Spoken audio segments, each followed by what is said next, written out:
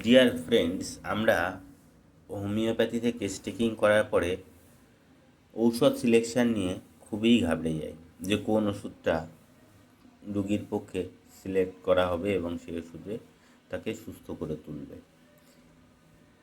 তো এর জন্য দরকার ওষুধের সঙ্গে ওষুধের মিল কোথায় এবং অমিল কোথায়। তাই আমি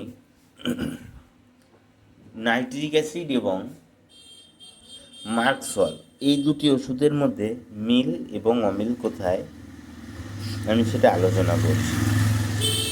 তো সবার প্রথমে আসি সম্পর্ক কী। দুটো ওষুধেই খুব রাগী এবং খিটখিটে হয়। দুটো ওষুধের মানসিক সিমটমে যদি যাই, দুটোই রাগী এবং খিটখিটে। কিন্তু মার্কসলের রাগ যেটা অত্যধিক রাগী এবং সব জিনিসপত্র ভেঙে চুরে ফেলে। আর নাইট্রিক অ্যাসিডে যে রাগ আছে সেটা খিটখিটে, হতাশা, মৃত্যু ভয়, এরকম গণ্ডগোলবাদী উল্টোপাল্টা কথা বলে, অশ্লীল ভাষা ব্যবহার করে, এরকম। এরপরে আসি 2 নাম্বার। নাইট্রিক অ্যাসিডে মুখটা দুর্গন্ধযুক্ত হয় এবং লালা পড়ে। ইভেন মার্কসলেও মুখটা দুর্গন্ধযুক্ত এবং লালা পড়ে। নাইট্রিক অ্যাসিডে মল, প্রস্রাব, ঘাম দুর্গন্ধযুক্ত হয় এবং মার্কসলেও মল, প্রস্রাব, ঘাম খুবই দুর্গন্ধযুক্ত হয়। নাইট্রিক অ্যাসিডেও বৃদ্ধি আছে রাত্রে, মার্কসলেও বৃদ্ধি রাত্রে। নাইট্রিক অ্যাসিডে পায়খানায় গেলে কোদ দিতে হয়, মার্কসলেও পায়খানায় গেলে কোদ দিতে হয় এবং মনে হয় যেন পায়খানা শেষ হতে চায় না। আবহাওয়ার পরিবর্তনে রোগীর শরীর খারাপ হয় নাইট্রিক অ্যাসিডে, মার্কসলেও তদ্রূপ।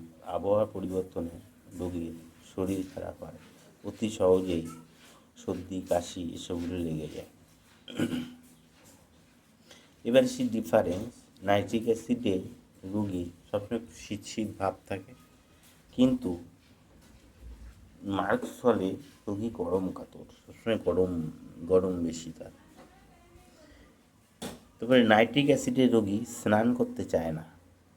তো স্নান করতে গেলে প্রথমে গায়ে জল ঢালতে গেলে খুব ঠান্ডা লাগে। মার্কসলেও রোগী স্নান করতে চায় না, স্নান করলে তার রোগ লক্ষণ বাড়ে। নাইট্রিক অ্যাসিডেও সেম, স্নান করলে রোগীর রোগ লক্ষণ বাড়ে। এবার সে ডিফারেন্স, মানসিক দিক দিয়ে ডিফারেন্স বলতে গেলে খিটখিটে, হতাশা, মৃত্যু ভয়, কাঁদতে চায় অত্যধিক, অশ্লীল ভাষা ব্যবহার করে, অভিশাপ দেয়, মানসিক পরিশ্রমের চিন্তাগুলো ভ্যানিশ হয়ে যায়। মানে যখন কোনো মেন্টাল কাজ করে বা মেন্টাল ওয়ার্ক করে তখন সে আগের যে চিন্তাগুলো করছিল তারা কিছু মনে থাকে না, অতীত নিয়ে ভাবে, অলস। কিন্তু যখন গাড়ি ঘোড়ায় চড়ে তখন তার খুব সুস্থ অনুভূত হয়।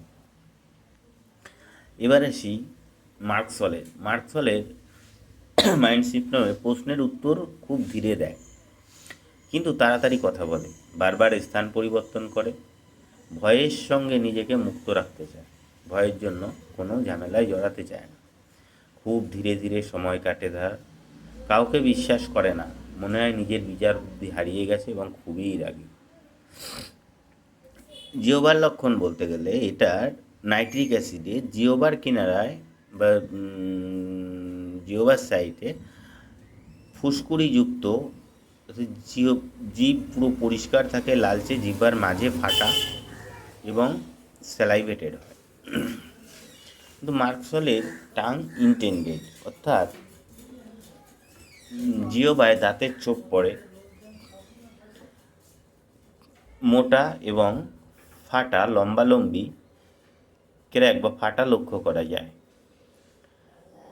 এরও মুখ খুব স্যালাইভেটেড হয়, অত্যধিক পিপাসা এবং জিহ্বার পিছনে অনেক সময় আলসার দেখা যায়।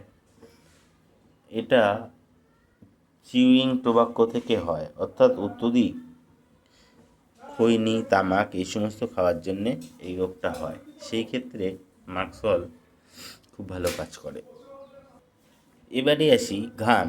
ঘামে নাইট্রিক অ্যাসিডেও দুর্গন্ধ আছে, আবার মার্কসলেও দুর্গন্ধ আছে, কিন্তু নাইট্রিক অ্যাসিডের দুর্গন্ধ ঠিক যেন ঝাঁঝালো, ঘোড়ার প্রস্রাবের ন্যায়, কিন্তু মার্কসলে দুর্গন্ধ যেটা সেটা পচা গন্ধ।